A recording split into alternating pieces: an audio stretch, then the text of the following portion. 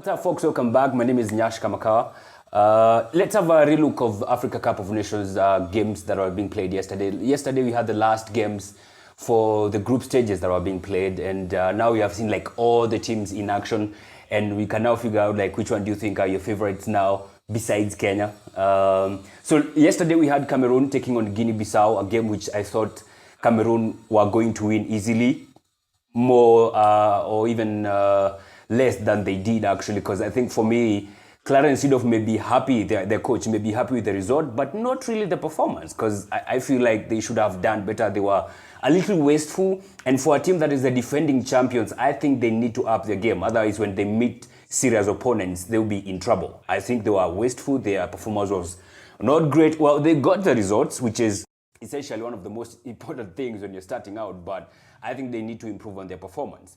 But, you know, they won. That's the most important thing, I guess. Then we had Ghana taking on Benin, the other game of Group F. Ghana drew 2-2. I think Ghana were kind of overconfident getting into that game.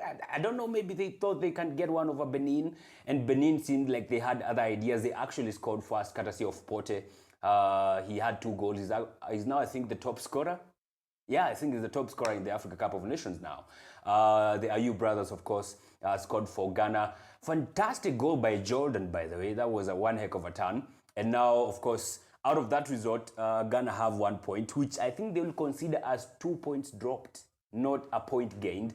Well, for Benin, I think it's a point gain, not 2 points dropped. All right, so like we have all seen the teams in action now. Round 1 had 27 goals. We only had 3 draws and 1 red card, which is interesting. When you look at the 2017 Africa Cup of Nations, I think in round 1 we had like 5 draws and most were nil-nil draws.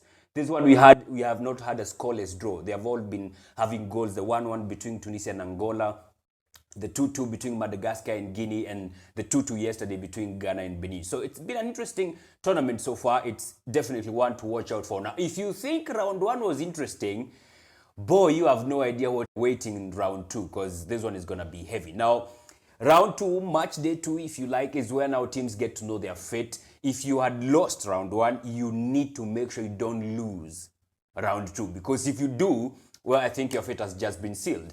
And the contrary, if you had won the first game and you win the second game, then of course it definitely means you're going through to the round of 16. So it's going to be interesting. Like today we have 3 games. 5:30 we have Nigeria taking on Guinea. Guinea, we all know Guinea, right? If you've been following Africa Cup of Nations, you know Guinea is no pushover. They've been there for a minute. They play good football. But against Nigeria, are they going to do the same thing they did against Madagascar? That's where we should be looking at. And also if you look at Nigeria, how they played against, which team was this? They beat Burundi. Burundi did put in a fight, but Nigeria were not that convincing. They were really not that convincing. So against a side like Guinea, do they still stand a chance? Can they still win? Can they still get 3 points like they did against Burundi? That is exactly why we need to watch today's match. Then at 8 o'clock, we have Uganda. Uganda Cranes taking on Zimbabwe. This is going to be interesting, because Zimbabwe played really well against Egypt. Even though they got beat, they did play good football. Uganda, on the other hand, they did beat DR Congo. And I swear to God, no one ever thought DR Congo would get beat by Uganda.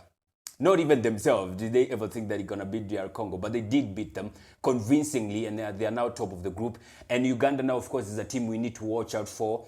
How are they going to go about their game today? Zimbabwe is going to be putting in a fight because they don't want to get beat consecutively. So it's going to be really interesting to see how that one turns out. Then at 11 o'clock, we have Egypt, the hosts, taking on DR Congo. Now, this is another must-watch game, because DR Congo, apparently, they are doing rounds on social media apologizing to their fans for the poor performance they did against DR Congo. I don't know, against Uganda. I don't know why they think getting beaten by Uganda is like something really, really wrong. Like, Uganda is a good team. They are in the Africa Cup of Nations. They deserve to be there. So getting beat and trying to make it look like it was a mistake you did, or that is a very small team to beat us, man, I don't think that's correct. But, you know, they have their work cut out for them against Egypt. Of course, it's going to be difficult for them to get through the Egyptians. The Egyptians, on the other hand, they were saying they did not really go for it in the first game, which I also think they didn't, because they just got 1-0 win. So against DR Congo, they're saying they're going to be going all out attacking, and of course we're going to be looking to see Mo Salah. Is he going to do something? Is he going to score? So it's going to be really interesting. The next couple of games coming up, they are a must watch. You just can't afford to miss this one. Round 2 is where fates are sealed. It's where you know if the likes of Kenya are going to go home straight away, or they have a chance. Of course, don't forget there's a possibility of teams finishing number 3 in a group and still proceeding to the round of 16. So even if you got beat the first game and then maybe you draw this game and you win the next one, you stand a chance of going through. So it's not all done and dusted for all those teams that got beat on the first game. But yeah, kazi iko kwao. They have no excuse this time around. It's going to be heavy. All right. So we've all seen the first round of the matches. Which teams interested you the most? Which teams played the most interesting football in your own eyes? I think for me, the teams I will be watching out for and have really interested me, and I feel like they can go far. One is Mali. They did play good football. They're explosive, they're quick, they're fast, they're clinical. Of course, they beat 4-1 Mauritania. And some people are saying Mauritanian debutants, Nwanyonge. How many teams have met debutants and how many goals have they scored against them? Egypt met Zimbabwe, which, well, it's not really weak, but it's not that strong either. They won 1-0. Guinea met debutants, Madagascar. Guinea is no small team. They met Madagascar, who are debutants. They drew. Ghana met Benin. Now, I'm not saying Benin is a small team, but, I mean, come on. They are not really strong, are they? They drew 2-2. Morocco met Namibia. Namibia is not that strong a team. They won 1-0.